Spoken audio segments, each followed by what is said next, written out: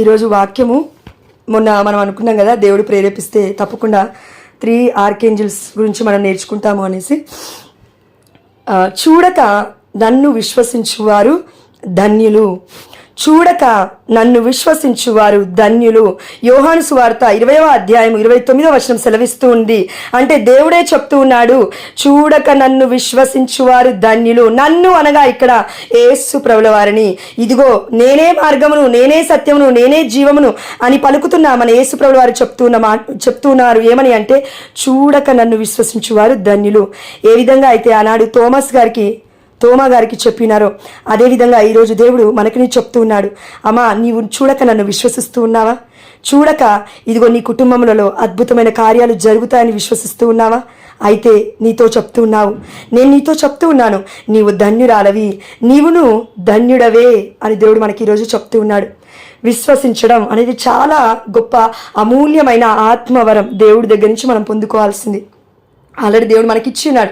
అందుకే ఈ మాత్రమైనా మనం ప్రేయర్ గ్రూప్లో జాయిన్ అయ్యి దేవుని విశ్వసిస్తూ ఉన్నాము, వాక్యాన్ని విశ్వసిస్తూ ఉన్నాము. కాబట్టి ఈ సమయంలో ఈరోజు ఫీస్ట్ ఆఫ్ ద ఆర్కేంజల్స్, మనము 3 అతిదూతలు లేకపోతే ప్రధాన దూతలు అని అంటూ ఉంటాము. వారి యొక్క పండుగను మనం కొనియాడుకుంటూ ఉన్నాము. అయితే మనకి ఈ పండుగ యొక్క డీటెయిల్స్ మనకి తెలియాలి కదా. మనం ఎందుకు జరుపుకుంటూ ఉన్నాము, ఎవరు చెప్పారు జరుపుకోమని, ఇవన్నీ కూడా మనకి తెలియాలి. ద వర్డ్ ఏంజిల్, ఒక వర్డ్ ఉంది, అదేంటంటే ఏంజిల్స్ కదా, దేవదూతలు. ఏంజిల్ అనే ఈ వర్డ్ ఎక్కడి నుంచి వచ్చిందంటే గ్రీక్ వర్డ్ నుంచి వచ్చింది. అయితే ఈ యొక్క గ్రీక్లో ఈ యొక్క ఏంజిల్కి అర్థం ఏంటంటే ఏంజెలస్, ఇట్ మీన్స్ మెసెంజర్. దానికి అర్థం ఏంటంటే మెసెంజర్ అని అర్థము. ఈ యొక్క దేవదూత అనే ఒక పేరు ఎక్కడి నుంచి వచ్చింది అని అంటే గ్రీక్ వర్డ్ ఏంజిలస్ అనే పదం నుండి వచ్చింది. అయితే ఈ యొక్క ఏంజిల్కు ఉన్న ఇంకొక పేరు ఏంటంటే ఏమంటాము అంటే మెసెంజర్ అంటాము. అంటే ఏంటంటే సమాచారాన్ని అందించేవారు, సమాచారాన్ని, శుభ సమాచారాన్ని, దేవుడిచ్చిన సమాచారాన్ని దేవుడి దూతగా తన బిడ్డలకి అందించే వారిని మెసెంజర్స్ అని అంటామండి.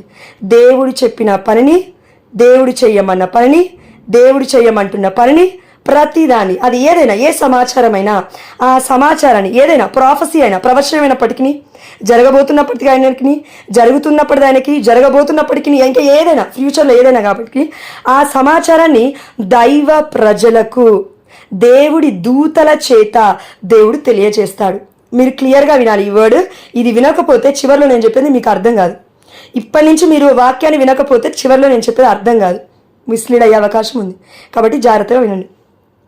దేవుడి దూత అంటే దేవుడు ఏదైతే చెప్పాడో దూతకి ఆ సమాచారాన్ని తన దైవ ప్రజలకి తీసుకువచ్చి చెప్తూ ఉన్నాడు.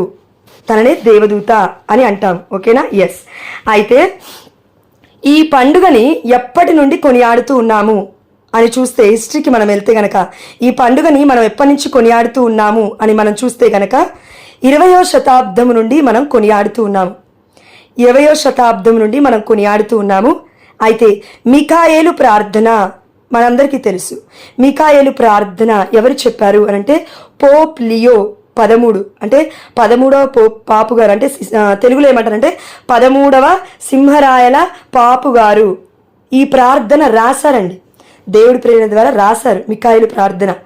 అయితే ఏం చెప్పారంటే 20వ శతాబ్దం నుండి ఏమని చెప్పారంటే, రాసిన తర్వాత మీరు దివ్య బలి పూజ అయిపోయిన తర్వాత మిఖాయేలు ప్రార్థన చేసుకోండి, ఎండ్ ఆఫ్ మాస్ అని అంటాం. మొత్తము దివ్య బలి పూజ మొత్తం అయిపోయిన తర్వాత మీరు మాస్లో చివరిగా ఈ ప్రార్థన చెప్పుకోండి అని చెప్పారు. ఎవరు? 13వ సింహరాయల పాపు గారు చెప్పి ఉన్నారు. అయితే దాని తర్వాత కొన్ని రోజులు గడిచిపోయిన తర్వాత pope saint John Paul II, అంటే పునీత యోహాను పాల్ గారు మనందరికీ పోపు గారు ఏం చెప్తూ ఉన్నారనంటే, మీరు కేవలం మాస్ అయిపోయిన తర్వాతే కాదు, రోజు మీరు ప్రార్థించుకోవాలి. ఎందుకంటే ఈ రోజుల్లో మనం చూడండి, ప్రతి ఒక్కరం ప్రతిరోజు పోతున్నామా చర్చికి? లేదు కదండి. ఓన్లీ సండే, ఆదివారపు క్రైస్తవులు, లేకపోతే అప్పుడప్పుడు ఇంట్రెస్ట్ ఉన్నప్పుడు. లేదు, దేవుడి మహిమార్థమే రోజు కాకపోయినా కనీసం డే బై డే 3 రోజులకు ఒకసారి, దేవుడు పిలుస్తున్నప్పుడైనా ఒకసారి. దేవుడు రోజు పిలుస్తాడు అనుకోండి, దాంట్లో దేవుడి దగ్గర నుంచి ఏముండదు, మన దగ్గర నుంచి ఉంటుంది ఏదైనా చేసేది. కాబట్టి అందుకే వీళ్ళు రోజు మాస్కి వెళ్తారో లేదో అని దేవుడు ప్రేరణ కావచ్చు పాల్ గారికి, జాన్ పాల్ గారికి, II గారికి, ఆ పాపు గారికి. కాబట్టి ఏమన్నారంటే మీరు రోజు ఈ ప్రార్థన చేయాలి అని చెప్పి ఉన్నారు. ఇది అయిపోయిన తర్వాత 20వ శతాబ్దము ముందు జరిగిన విషయం ఏంటంటే, ఇప్పుడు మన అందరికీ తెలుసు 29th సెప్టెంబర్ ఈ రోజున మనము పునీత మీకాయేలు, గాబ్రియేలు, రఫాయేలు యొక్క పండుగని కొనియాడుతూ ఉన్నాము. పండుగ, ఫీస్ట్ పండుగ అంటూ ఉన్నాం కదండి. ఎస్. అయితే ఈ పండుగ 20వ శతాబ్దం ముందు అంటే 19వ శతాబ్దం వరకు, అంతకంటే ముందు వరకు 4వ శతాబ్దం నుండి 19వ శతాబ్దం వరకు ఇండివిజువల్గా చేశారు. ఇండివిజువల్గా అంటే సెయింట్ మైకేల్ యొక్క ఏమంటారు పండుగ సెప్టెంబర్ 29వ రోజున, గాబ్రియేల్ గారి యొక్క పండుగ, పునీత గాబ్రియేల్ గారి యొక్క పండుగ మార్చి 24వ రోజున, రఫాయేల్ గారి యొక్క పండుగ అక్టోబర్ 24వ రోజున సెలబ్రేట్ చేయబడుతూ ఉంది. ఎప్పుడు అంటే 4వ శతాబ్దం నుండి 19వ శతాబ్దం వరకు. కానీ 20వ శతాబ్దం నుండి ఏం చేశారంటే, ఈ ముగ్గురు యొక్క దేవదూతల యొక్క అతి దూతలు అని పేరు పెట్టి, ప్రధాన దూతలు అని పేరు పెట్టి, అందరి దూతల కంటే వీరు ది హైయెస్ట్ ప్లేస్ని దేవుడు చూపించాడు కాబట్టి ఆ దూతలని ఇదిగో ఒకే రోజు మనం సెలబ్రేట్ చేయాలి ఈ పండుగ అని కొంతమంది వ్యక్తుల ద్వారా, కొంతమంది గొప్ప పోప్స్ ద్వారా దేవుడు మనకి ప్రేరేపణ ఇవ్వడం ద్వారా ఇదిగో ఇలా మనం ఈనాడు సెలబ్రేట్ చేసుకుంటున్నాం. There is a history for everything in the Catholic church. We are not believing blindly, ఏదో గుడ్డి వాళ్ళలాగా మనం నమ్మట్లేమండి. There is a history, not the story. Story is different, history is different. Story అంటే నువ్వు అప్పటికప్పటిగా అల్లుకొని నీవుగా చెప్పేది స్టోరీ అనబడుతుంది. హిస్టరీ అంటే పూర్వోత్తరాలు అంటామండి. అంటే చారిత్రక విషయాలు, జరిగిన నిజమైన సంఘటనలు, అవి ఏవైతే మనం తీసుకొచ్చి ఇప్పుడు మాట్లాడుకుంటూ ఉన్నామో వాటన్నిటిని కూడా మనం హిస్టరీ అంటూ ఉన్నాం. చరిత్ర వేరు, స్టోరీ వేరు, కథ వేరు. పిల్లలకి కథలు చెప్పాలంటే చెప్పొచ్చు, కానీ మన హిస్టరీలు చెప్పడానికి మన దగ్గర టైం ఉండదు. కథలు చెప్పే వరకే మనం ఆగిపోతున్నాం ఈ రోజుల తల్లిదండ్రులు. కానీ కథలు చెప్పే వరకు ఉండొద్దు, హిస్టరీలు కూడా మనం చెప్పగలగాలి. ఏ హిస్టరీలు? మన కథోలిక శ్రీ సభ మనకు అందించి వారి యొక్క రక్తం మీద రాయబడిన, దేవుడి కృప చొప్పున రాయబడిన, దేవుడి మహిమార్థమై చనిపోయిన పరిశుద్ధమైన గ్రంథంలో ఉన్న ఉపమానాలు. ప్రియమైన బిడ్డ, those are stories from the Lord. దేవుడు తనకు తానుగా ఇదిగో మనకి జ్ఞానం రావాలి అని మనకు అర్థమయ్యే విధంగా దేవుడు తన యొక్క మహిమార్థమై తన జ్ఞానాన్ని మొత్తం పుణికిపుచ్చుకొని ఉపమానాల ద్వారా మనతో మాట్లాడుతూ ఉన్నాడు. కాబట్టి మనకు ఒకవేళ టైం లేకపోతే, బైబిల్ కూడా నేను చదవలేను అని అనుకుంటే గనక యూట్యూబ్లోకి వెళ్ళి మత్తయి సువార్త, మన గాస్పల్స్లో ఏవైతే ఉపమానాలు ఉన్నాయో అవన్నీ ఆన్ చేసి పెట్టండి. దయచేసి మీ కాలు మొట్టుకుంటాను నేను. మీ పిల్లలకి ఫోన్లు ఇస్తున్నారు కదా ఈ రోజులలో, అదే ఫోన్లో బైబిల్ స్టోరీస్ పెట్టండి, సూపర్ బుక్ పెట్టండి. దేవుడి యొక్క వాక్యము వినడానికి వాళ్ళకి ఏదో ఒక ఆప్షన్ చూపించండి దయచేసి. తల్లిదండ్రులుగా మీ బాధ్యత మీకుంది, నో ప్రాబ్లం.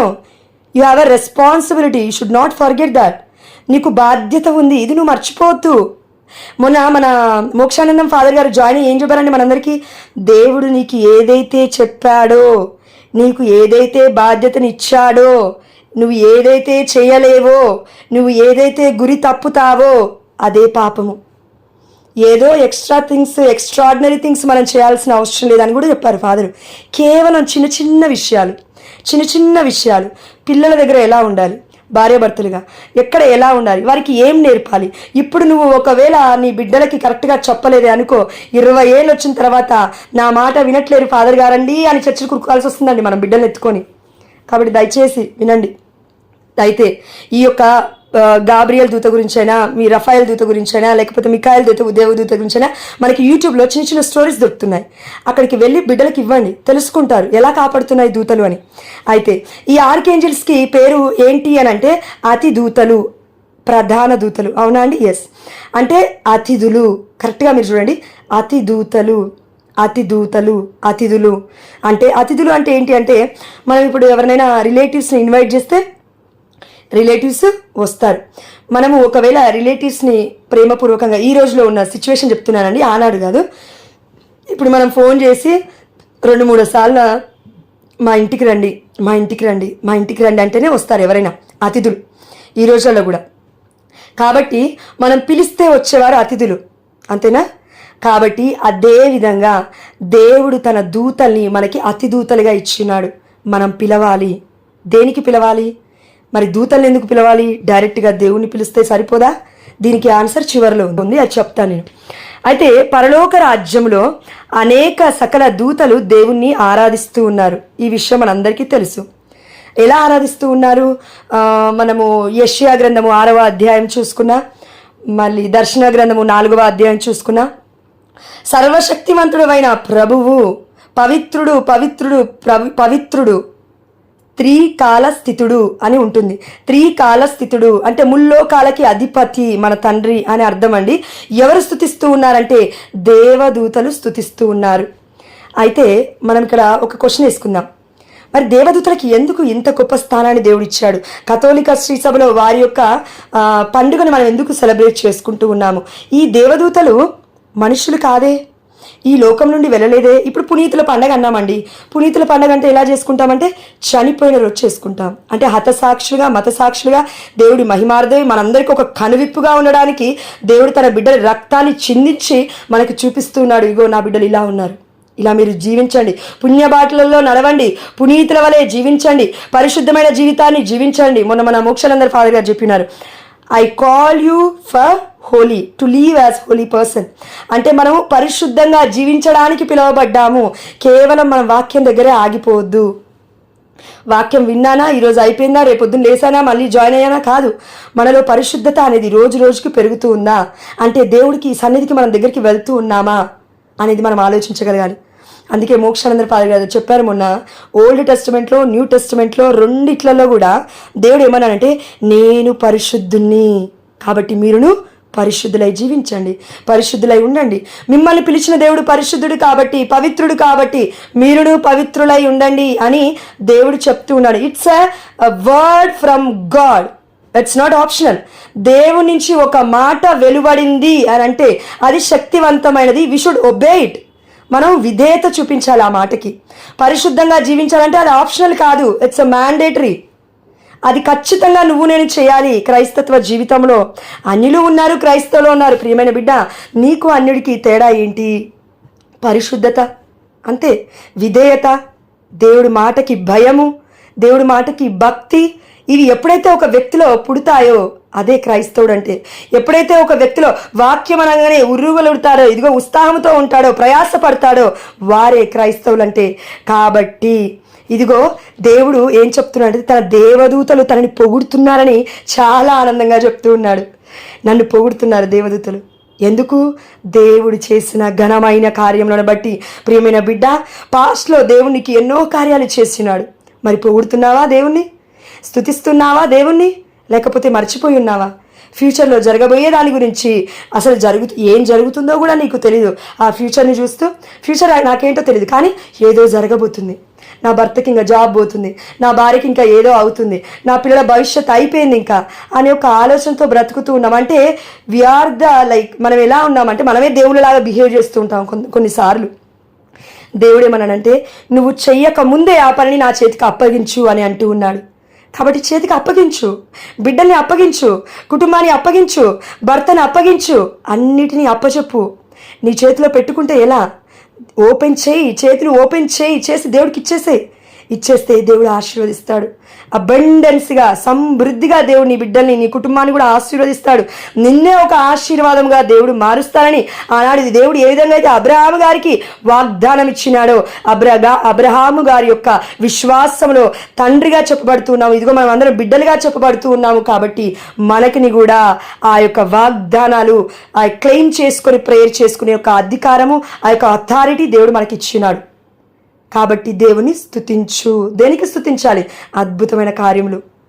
మేరీ అక్క ఇప్పుడు సాక్ష్యం పంచుకోగానే మేబీ నీలో నాలో ఏం చేంజ్ లేదేమో, కానీ దేవుల్లో ఉంటుంది. నా బిడ్డ ఎంత చక్కగా చెప్పింది సాక్ష్యం. చాలామంది మనలో చిన్న చిన్న సాక్ష్యాలు అయినప్పటికీ కూడా చెప్పుకోం మనం.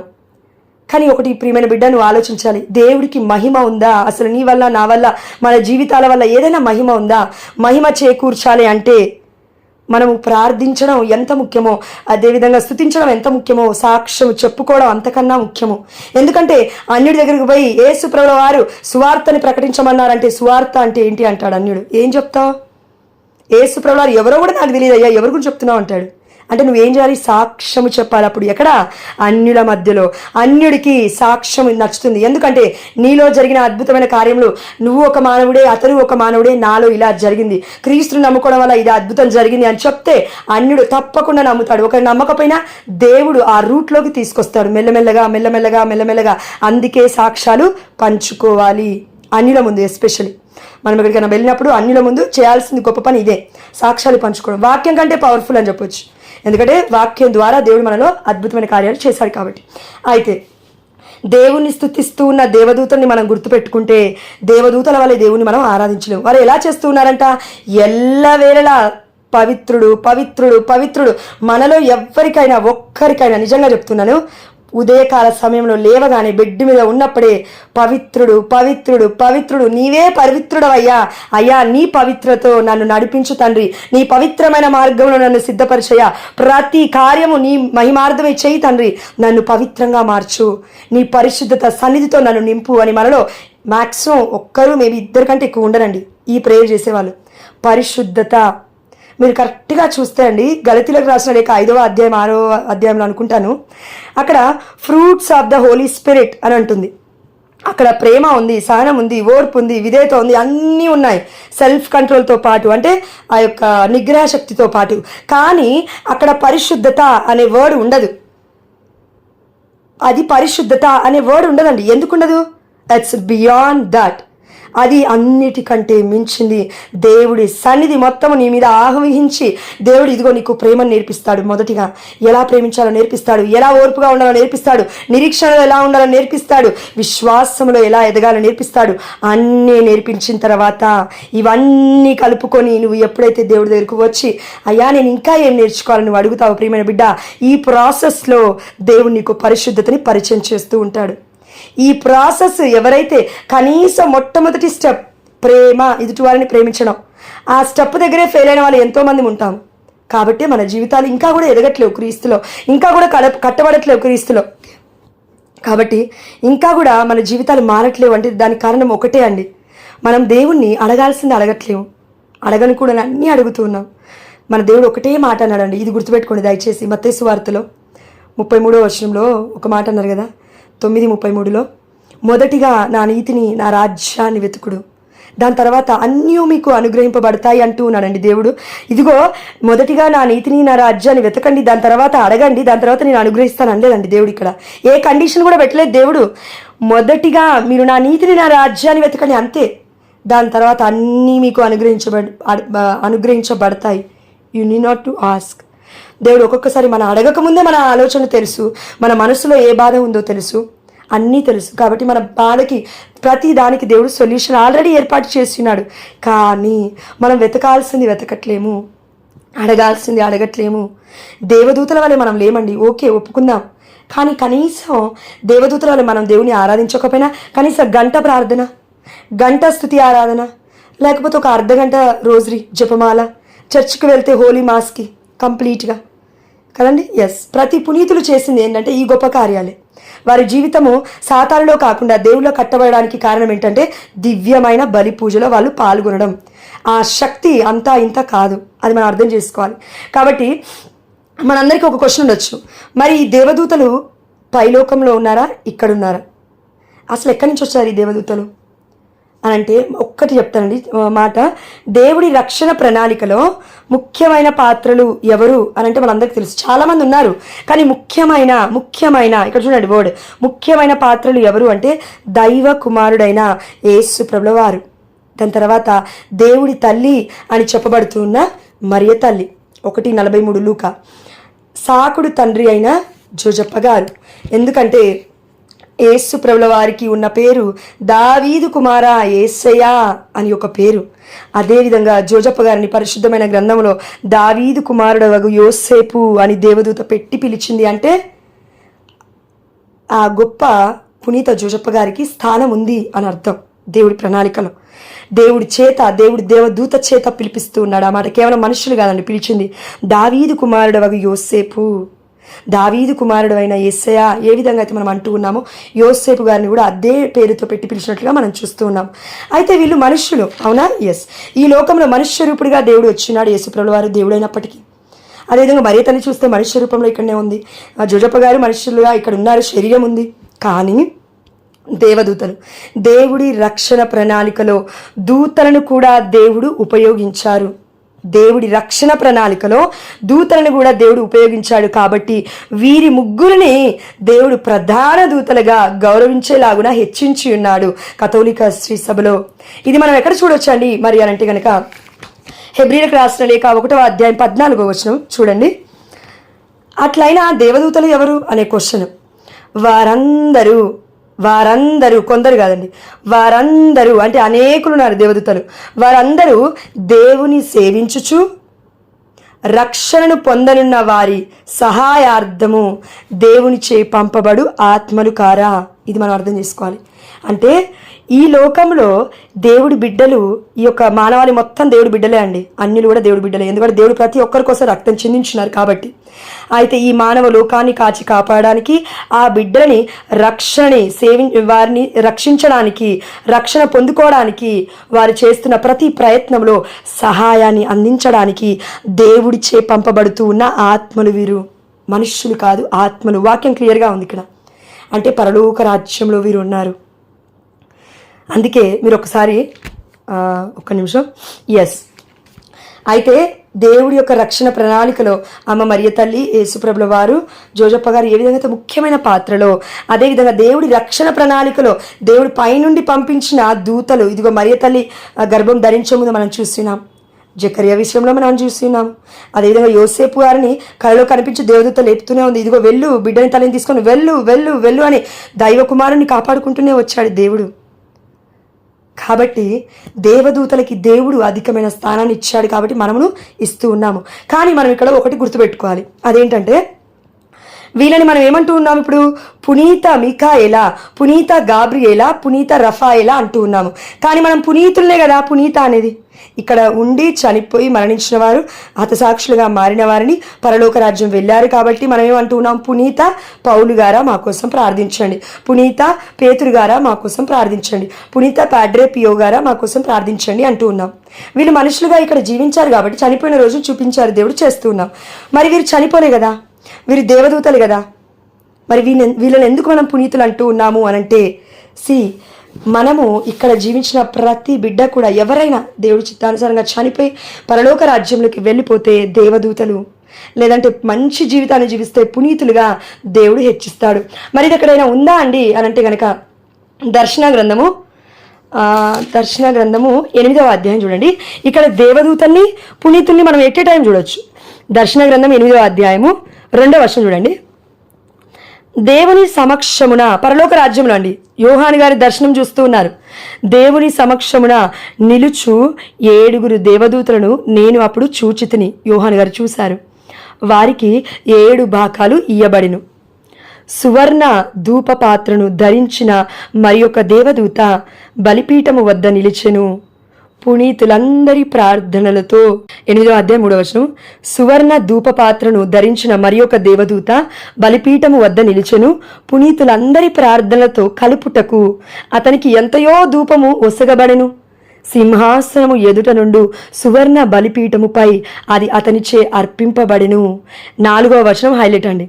దేవుని సమక్షమున, ఎక్కడంట?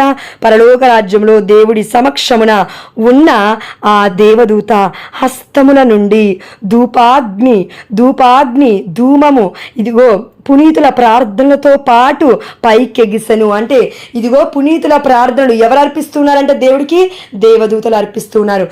నా ప్రార్థనలు ఇదిగో ప్రార్థనతో పాటు, అంటే ఇక్కడ ఈ లోకంలో ఏ బిడ్డలైతే ప్రార్థిస్తూ ఉన్నారో, పునీతుల మధ్యస్థ ప్రార్థనలు అడుగుతూ ఉన్నారో, వారికి ఉన్న పని ఏంటంటే, దేవుడిచ్చిన పని ఏంటంటే, దేవుడిచ్చిన బాధ్యత ఏంటంటే నా బాధలు పట్టించుకోమని దేవుడు వారికి బాధ్యతనిచ్చిన్నాడు. పునీతుల్ని కూడా దేవుడు పరలోక రాజ్యంలో ఖాళీగా కూర్చోబెట్టలేడండి. ఇది మనం గ్రహించాలి, ఆత్మలని. అయితే అక్కడ ఎలా ఉన్నారంటే వాళ్ళందరూ ఆత్మలతో ఉన్నారు. ఇది మనకు అర్థం కావాలి. మరి కొంతమంది శరీరంతో కూడా ఉన్నారు కదా. ఎవరు? మరియ తల్లి, మన మరియ తల్లి ఉన్నారు. ఆత్మ శరీరాలతో మోక్షానికి ఎద్దపడిన తల్లి. అదేవిధంగా ఏలియా ప్రవక్త అగ్ని రథముల ద్వారా తీసుకొని పోబడ్డారు. అదేవిధంగా హానోకు అనుకుంటా, హానోకు కనబడలేదు అని ఉంది కదా. తీసుకోబడ్డారు. అంటే వీరందరినీ చూసి మనం ఏం నేర్చుకోవాలంటే, నేనును పరిశుద్ధంగా పవిత్రంగా జీవిస్తే ఇలానే దేవదూతల వలె పునీతుల వలె నేనును ప్రార్థిస్తాను పరలోక రాజ్యంలో దేవుడి సన్నిధిలో. ఎందుకంటే దేవుడి సన్నిధిలో ఏది ఉండదు కొరత. బాధ ఉండదు, కన్నీళ్ళు ఉండవు, కష్టాలు ఉండవు, ఇంకేవి ఉండవు. కేవలం స్తుతి, ఆరాధన, ఆనందము. దేవుడు అంటాడు కదా, పరలోక ప్రార్థనలో దేవుడు అందుకే అంటూ ఉన్నాడు, పరలోక రాజ్యము ఇక్కడికి వచ్చిన గాక. అంటే ఏంటంటే పరలోక రాజ్యంలో శాంతి ఉంది, పరలోక రాజ్యంలో సమాధానం ఉంది, పరలోక రాజ్యంలో ఆనందం ఉంది. అవన్నీ నా దగ్గరికి రావాలయ్యా, అయ్యా ఈ అనుగ్రహం నాకు ఇయ్యయ్యా అని మనము పరలోక ప్రార్థన ద్వారా దేవుని అడుగుతూ ఉన్నాం. ఇది మనం మర్చిపోకూడదు. అయితే మరి దేవదూతల్ని, మరి పునీతుల్ని ఇట్లా అందరినీ చూపిస్తూ ఉన్నాడు మరి దేవుడు. మరి వీరందరూ ఒకటేనా అని అంటే కాదు. ఎలా అంటే గ్రీక్ వర్డ్స్లో మనందరికీ తెలుసు, ఇంతకుముందు జోమన్ ఫాదర్ కూడా చెప్పినారు మనకి ప్రీస్ట్. ఏమని అంటే గ్రీక్ వర్డ్స్లో 3 వర్డ్స్ ఉన్నాయి. అవేంటి అంటే లాట్రియా, హైపర్ దూలియా, దూలియా. దూలియా అంటే గౌరవం. గౌరవం ఎవరికి ఇస్తామంటే దూతలకి, అదేవిధంగా పునీతులకి మనం గౌరవాన్ని ఇస్తూ ఉన్నాము. హైపర్ దూలియా అంటే అధికమైన గౌరవాన్ని ఇస్తూ ఉన్నాము. ఎవరికి అంటే మరియ తల్లికి. That's why we are venerating, honouring our lady mother Mary. So latria అంటే ఆరాధన, ఆరాధికుడు దేవుడు మాత్రమే. We are adoring God, we are adoring God. ఇది గుర్తుపెట్టుకోవాలి. ఆరాధన కేవలం దేవుడికి మాత్రమే మనం అర్పిస్తూ ఉన్నాము. కాబట్టి మనం ఈ 3 వర్డ్స్ మనం గుర్తుపెట్టుకున్నట్లయితే దూలియా, హైపర్ దూలియా, లాట్రియా, ఎవరికైనా మనం చెప్పొచ్చు. మేము చేసేది అందరినీ స్తుతించడం లేదండి, అందరినీ ఆరాధించడం లేదండి. This is the thing. మీకు గ్రీక్ వర్డ్ వచ్చి ఉంటే, గ్రీక్ లాంగ్వేజ్ వచ్చి ఉంటే యూ కెన్ స్పీక్ అనేసి you can show the Google అండి. మీరు గూగుల్ సజెస్ట్ చేయొచ్చు వాళ్ళకి, నో ప్రాబ్లం. ఎందుకు అని అంటే గ్రీక్ వర్డ్ మనకు తెలియదు కదండి. లాంగ్వేజ్ మన పరిశుద్ధమైన గ్రంథం వచ్చింది కూడా ఆ యొక్క సోర్స్ నుంచే కదా, ఆ లాంగ్వేజ్ నుంచే. కాబట్టి మనకు అన్ని విషయాలు తెలియకపోవచ్చు. కాబట్టి ఇందులో ముఖ్యంగా మనం నేర్చుకోవాల్సింది ఒకటి, దూతలు ఎన్ని రకాలు. దూతలు ఎన్ని రకాలు. నేను మొట్టమొదటిగా మిమ్మల్ని అన్నాను, ఏమన్నాను? దేవుడిచే పంపబడిన దేవదూత. ఎందుకు అక్కడ నేను ఆ వర్డ్ క్లియర్గా వినమని చెప్పానంటే, దూతలు ఎన్ని రకాలు. నేను దేవదూతలు అనలేదండి ఇక్కడ. దూతలు ఎన్ని రకాలు. దూతలు ఎన్ని రకాలు? 2 రకాలు. 1 సాతాను దూతలు, 2 దేవుడి దూతలు. ఇది ఎక్కడైనా ఉందా అనంటే దర్శన గ్రంథము 12వ అధ్యాయం, మరియ తల్లి దర్శనం ఇచ్చిన సమయంలో 7వ వచనం చదువుతాను, వినండి. టైం ఎక్కువగా లేదు కాబట్టి. అంతటా పరలోకమున యుద్ధము ఆరంభమయ్యను. క్లియర్గా వినండి. మిఖాయేలు అతని తోడి దేవదూతలను ఆ సర్పముతో యుద్ధము చేసిరి. ఇక్కడ అతని తోడి దేవదూతలు, అతనితో పాటు ఉన్న దేవదూతలు సర్పముతో యుద్ధము చేస్తున్నారు అని అన్నారు. ఓకేనా? ఎస్. దాని తర్వాత ఆ సర్పము దాని దూతలు వారిని ఎదిర్చి పోరాడిరి. ఆ సర్పము దాని దూతలు. దేవుడి వాక్యం క్లియర్గా ఉందండి ఇక్కడ. ఆ దేవదూతలు అనలేదండి, ఆ సర్పము దాని దూతలు. అంటే సర్పానికి కూడా దూతలు ఉన్నారు, సైతానికి కూడా దూతలు ఉన్నారు. అందుకే మన పునీతుడైన బప్తిస్మ యోహాను గారు అన్న మాట మన లూకాసు వార్తలో మనం చూస్తుంటే 3వ అధ్యాయం అనుకుంటానండి, 7వ వచనంలో అనుకుంటాను, అక్కడ ఏమనుందంటే సర్ప సంతానమా అని సంబోధిస్తున్నాడు. ఇదిగో అబ్రహాము నా తండ్రి, అబ్రహాము నా తండ్రి, అబ్రహాము నా తండ్రి అని విర్రవీగుతున్నారు. ఇలా విశ్వాసాన్ని బట్టి మీరు అవునేమో, కానీ దేవుడు తలుచుకుంటే రాళ్ల సైతము నుండి పిల్లల్ని పుట్టించగలడు. మీరు చూడాల్సింది అబ్రహాముని కాదు, దేవుడే, ఏకైక కుమారుడే ఇదిగో ఇక్కడికి వచ్చినాడు, దిగి వచ్చినాడు. అతని మార్గాన్ని సిద్ధపరచటకు నేను వచ్చినాను, మారు మనస్సుని పొందుడి, ఇదిగో హృదయ పరివర్తనము చెందుడి అని చెప్తూ ఉన్నారు బప్తిస్మ యోహాను గారు. ఎందుకు చెప్పారు? అది యొక్క సర్ప సంతానముతో చెప్తూ ఉన్నాడు. అంటే ఈ లోకంలో కూడా ఉన్నారు. ఎవరు వారు? చివరిగా ఒక్క మాట ఎగ్జాంపుల్ చెప్తాను. ఇక్కడ ఇప్పుడు చూడండి, 9వ వచనం చెబుతాను చూడండి.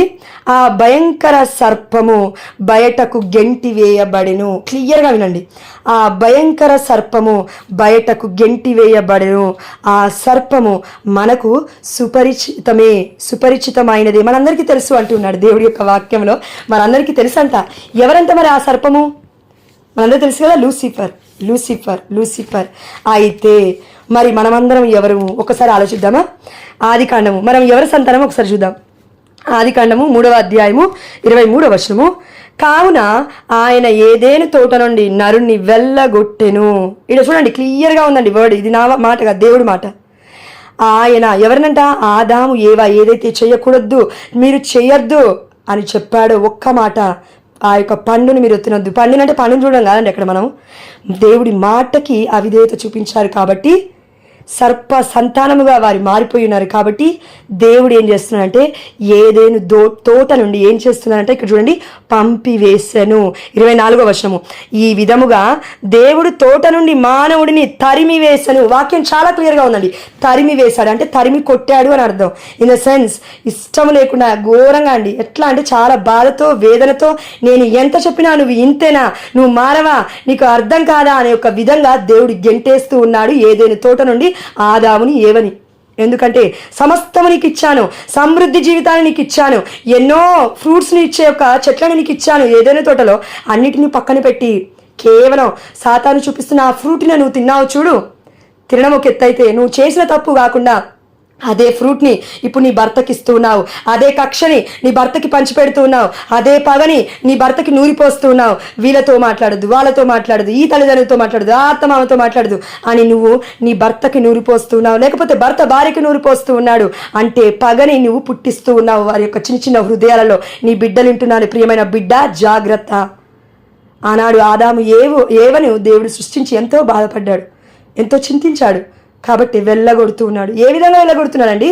సాతాను బృందాన్ని దర్శన గ్రంథం 12వ అధ్యాయం 9వ వచనంలో ఆ భయంకరమైన సర్పము బయటకు గెంటి వేయబడెను.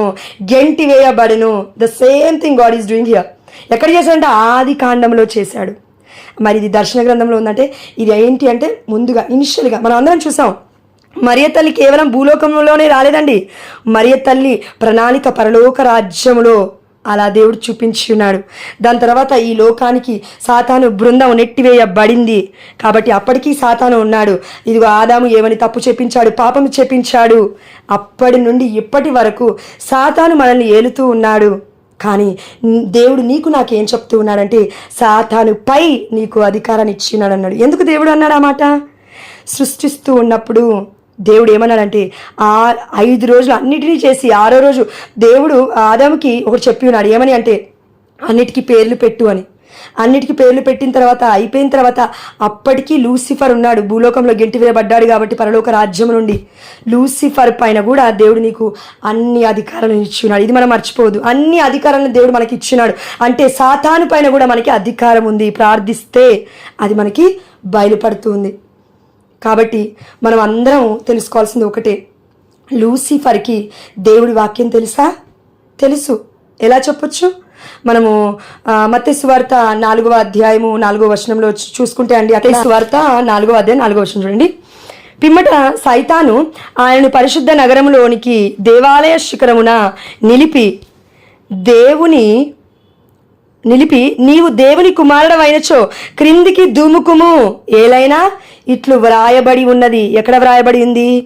కీర్తన 91వ అధ్యాయంలో రాయబడి ఉంది. ఏమని రాయబడి ఉంది? నిన్ను గూర్చి దేవుడు తన దూతలకు ఆజ్ఞ ఇచ్చును, నీ పాదమైనను రాతికి తగలకుండా నిన్ను వారు తమ చేతులతో ఎత్తి పట్టుకొని నిన్ను కాపాడుతారు అని హేళన చేస్తూ ఉన్నాడు సాతాను. అంటే ఏంటి? వాక్యం చాలా క్లియర్గా తెలుసు సాతానికి, లూసిఫర్కి. అదేవిధంగా ఈనాడు క్రైస్తవులుగా ఉన్న మనము, అన్యుల నుండి వచ్చిన బిడ్డలైనా ఎవరికైనా అండి వాక్యం అనేది చాలా గొప్పగా తెలుసు. దేవుడిచ్చిన జ్ఞానం మెండుగా ఉంది. పరిశుద్ధమైన గ్రంథం మనకి బోధిస్తూ ఉంది. కానీ అన్నిటికంటే శ్రేష్టమైన మార్గము కొరింథీలో మనం చూసినాము, ప్రేమ అనే మార్గము. నీకు ఎన్ని ఆస్తిపాస్తులున్నా, ఎన్ని అంతస్తులు ఉన్నా, ఎన్ని వరాలను నువ్వు పొందుకున్నా, ప్రేమ అనే ఫలము నీ దగ్గర లేకపోతే అన్నీ వ్యర్థమే అని దేవుడు చెప్తూ ఉన్నాడు. అందుకే నిరీక్షణ, ప్రేమ, విశ్వాసము ఈ మూడిట్లో శ్రేష్టమైనది ప్రేమ. ఈ ప్రేమని పట్టుకున్న వారు ఏం చేస్తారంటే కేవలం ప్రకటించడమే కాదు, దేవుణ్ణి ప్రేమించిన బిడ్డలు అదే ప్రేమను పరులకు పంచుతారు. ప్రేమైన బిడ్డ, అందుకే దేవుడు చెప్తూ ఉన్నాడు మనందరికీ ఈరోజు, నీవు లూసిఫర్ సాతాను అయితే, ఆ యొక్క బృందం అయితే, సంతానం అయితే, నీవు కేవలం వాక్యాన్ని వంచన చేసుకొని కేవలం నేర్చుకునే వరకే ఉంటావు, లేకపోతే బోధించే వరకే ఉంటావు. కానీ వాక్యాన్ని పఠించి పాటించే వ్యక్తిగా, ప్రకటించే వ్యక్తిగా నువ్వు ఉండలేవు అని దేవుడు మనందరికీ చెప్తూ ఉన్నాడు. కాబట్టి ఏ బిడ్డలు దేవుడి సంతానము, ఏ బిడ్డలు లూసిఫర్ సంతానము అని అంటే ఇప్పుడు మనకు అర్థమైంది కదండి.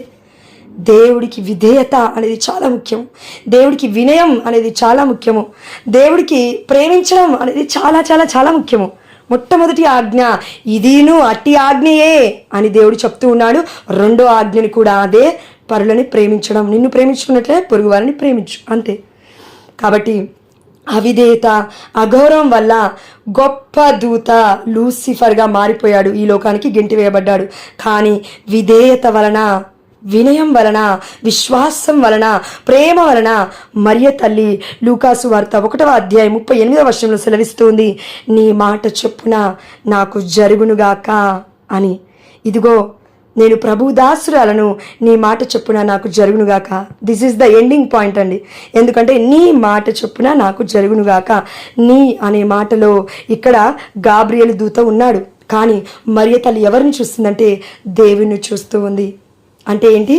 దేవదూత దేవుడి రూపంలోనే వచ్చింది అని మనకు అర్థం చేసుకోవాలి.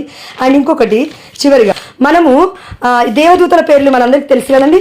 పునీత మిఖాయేలు, పునీత గాబ్రియల్ అంటాం కదండి. ఎస్, సెయింట్ మైకేల్కు ఉన్న పేరేంటి అని అంటే హూ ఈజ్ లైక్ గాడ్, దేవుని వంటి వాడెవడు. అంటే దేవదూతకి దేవుని వంటి వాడెవడు అనే పేరు అంతే సెయింట్ మిఖాయిల్ గారికి. సెయింట్ గాబ్రియల్ గారికి పేరేంటంటే గాడ్ ఈజ్ స్ట్రాంగ్, దేవుడు బలవంతుడు, దేవుని వీరుడు అని అర్థము. అందుకే అదేవిధంగా రఫాయిల్ని చూడండి, గాడ్ హూ హీల్స్, దేవుడు స్వస్థపరచువాడు. కాబట్టి వీరి ముగ్గురులో ప్రతి బిడ్డ ప్రవక్తలైన పరిశుద్ధమైన గ్రంథంలో ఎవరైనా దేవుడిచే పంపబడినప్పటికీ విశ్వసిస్తూ ఉన్నారు వారిని. ఎందుకు అంటే వారు తెస్తున్న శుభ సమాచారం అనేది అంత పవర్ఫుల్. దేవుడి వాక్యాన్ని వాళ్ళు మోసుకొస్తూ ఉన్నారు. కాబట్టి నీ మాట చొప్పున నాకు జరుగునుగాక అంటే దేవుడి చేత పంపబడిన దూత అని అమ్మ మరియ తల్లి బిలీవ్ చేసింది.